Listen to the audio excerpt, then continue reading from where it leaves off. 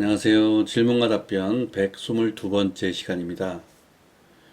이번 시간에는 여러 보조지표의 그 범위 내에 신호가 발생했을 때, 그리고 그 이후에 기준이 되는 지표에 신호가 발생했을 때의 신호를 같이 한번 만들어 보겠습니다. 질문을 주신 분께서 네 가지의 보조지표를 말씀하셨고요. 첫 번째로는 트릭스의 골든 크로스가 중심이 된다고 기본 조건을 주셨습니다. 이러한 위치죠. 요 트릭스 지표고요. 아래쪽에 트릭스의 골든 크로스가 일어났을 때, 자, 그 이전에 CCI와 MACD 오실레이터, 그 다음에 스토캐스틱이 각각 열봉 안에 신호가 발생해야 한다는 것이 두 번째 조건이 되겠습니다. CCI 9의 기간값을 가지고 200을 크로스업 했을 때, 그 다음에 MACD 오실레이터의 영선 클로스업, 그 다음에 스토캐스틱의 12, 5, 3 이렇게 세 가지의 그 기간값을 사용해서 골든 크로스가 발생했을 때 이렇게 세 개의 보조 지표의 어떤 신호가 먼저 발생하고 그 다음에 그 이후에 트릭스의 골든 크로스가 났을 때의 신호 수식을 질문으로 주셨습니다. 우리가 그 어떤 순번을 정해서 어떤 조건이 어떤 신호가 발생하기 이전에 몇 봉 내에 어떤 신호가 발생했는지를 체크할 때에는 우리가 여러 가지 몇 가지 방법을 써본 적이 있습니다. 가장 많이 쓴 것은 봉의 번호를 매겨서 그 봉의 번호를 가지고 먼저 일어났는지 나중에 일어났는지를 체크하는 것이 있고요. 그다음에 두 번째로는 썸 함수를 이용해서 어떤 합을 이용해서 우리가 조건이 일어났을 때는 1의 값을 갖고 조건이 일어나지 않았을 때는 0의 값을 리턴하기 때문에 그 1의 값이 몇 개나 모였는지를 체크해서 우리가 순번을 정해본 적도 있습니다. 그리고 마지막으로 바신스라는 함수를 이용해서도 우리가 순번을 매겨볼 수가 있죠. 기준이 되는 그런 봉의 위치로부터 시작해서 가장 가까이에 어떤 신호가 발생했는지, 그 다음에 그 이전에 어떤 신호가 발생했는지를 우리가 바신스 함수를 이용해서 체크해 볼 수도 있습니다. 이번 시간에는 어떤 순번이 정해진 것은 기준이 되는 지표 하나뿐이고요. 그 이전에 발생해야 할 신호들은 순번 없이 몇 봉 내에 발생하는 것이기 때문에 썸 함수를 이용해서 한번 간단하게 구현을 해 보겠습니다. 먼저 그 메모장에 올린 뒤에 신호를 한번 만들어 보겠습니다. 제목을 질답 122. 자, 가장 먼저 해야 할 일들은 여기 나와 있는 이러한 그 보조 지표들을 정의를 먼저 해야겠죠. 그래서 가장 먼저 해야 할 것은 트릭스. 자, 트릭스의 값은 바로 기한값을 쓰겠습니다. 그 다음에 시그널도 필요하죠.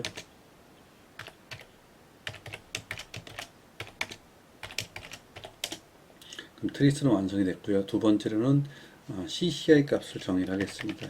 CC라는 변수에다가 9의 값을 바로 주고요.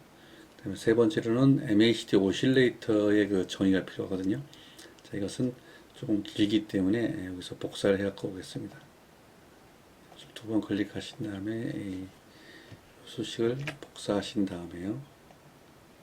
다시 메모장을 띄워서 OSC라는 그런 변수에다가 바로 넣어 보겠습니다.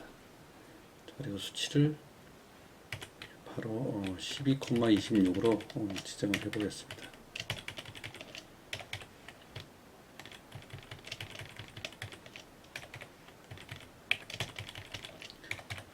시그널선은 9죠. 자, 그러면 MACD 오실레이터도 정의가 됐고요. 세 번째로는 스토캐스틱이 필요하죠. 자, 스토캐스틱도 여기서 복사를 해가지고 오겠습니다.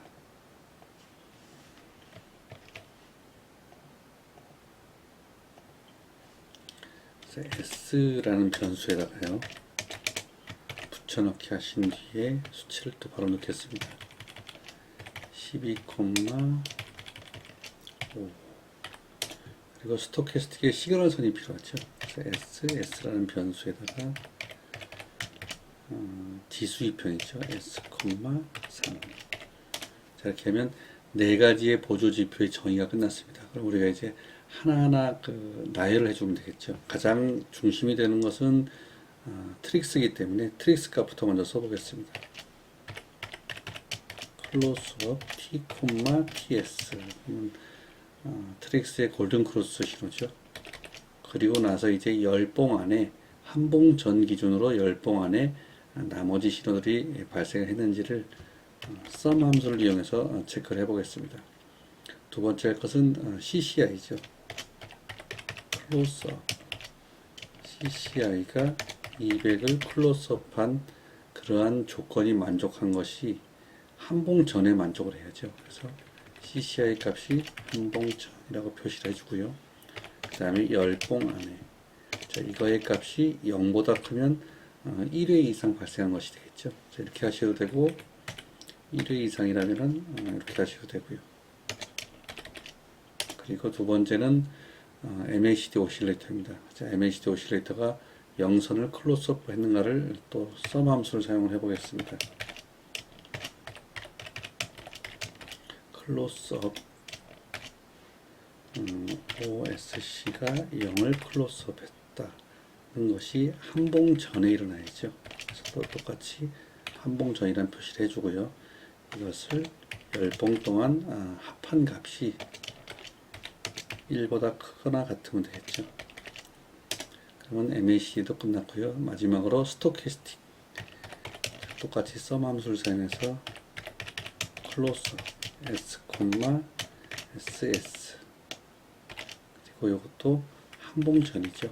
그래서 다시 둘 다 한봉전에 표시를 해주면 됩니다. 자, 이렇게 골든 크로스가 일어났던 것이 열봉의 합이 마찬가지로 1보다 크면 되겠죠.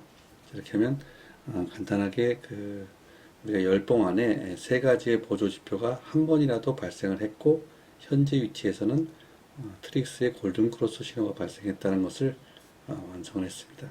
이것을 복사를 해서 옮겨 보겠습니다. 그럼 이 위치에 신호가 들어오는지 한번 보고요. 신호 검색에서 새로 만들기 길답 122 작업 저장 수식 감정 되겠죠. 한번 실행을 해보겠습니다.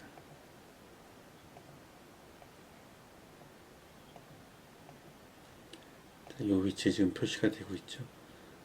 골든 크로스가 트릭스의 골든 크로스가 일어나고 그 이전에 CCI 그리고 MACD 오실레이터 그리고 스토캐스틱의 골든 크로스가 일어났습니다. 이것이 다 열봉 이내에 났기 때문에 이 위치에 신호가 들어오고 있습니다. 보조 지표를 이런 식으로 이용하는 것은 상당히 좀 좋은 그런 접근이죠. 우리가 여러 가지 보조 지표를 다 보기보다는 이런 식으로 가장 중심이 되는 지표 하나 혹은 두 개 정도를 정한 뒤에 나머지는 그 이전에 얼마만큼 가까이에서 신호가 발생했는지를 체크하는 것은 상당히 좋은 접근이라고 말씀드릴 수가 있습니다. 어떤 한 가지 지표보다 한 두 가지 정도의 중심되는 지표를 정하셔가지고요. 가장 먼저 일어나야 할 그런 지표의 신호, 그 다음에 최종적으로 일어나야 할 지표의 신호, 그리고 그 사이에서 어떤 순서 없이 일어나야 하는 그런 지표를 정하시는 것도 괜찮은 방법이라고 말씀드릴 수가 있습니다. 이런 여러 가지 것들을 한번 시도해 보시고요. 잘 안 되시면 제 블로그로 질문을 주시면 도움을 드릴 수 있는 부분은 도움을 드리도록 하겠습니다. 오늘은 여러 보조 지표의 범위 내의 신호를 같이 만들어 봤고요. 강의가 도움이 되셨다면 구독과 좋아요 부탁드리겠습니다. 고맙습니다.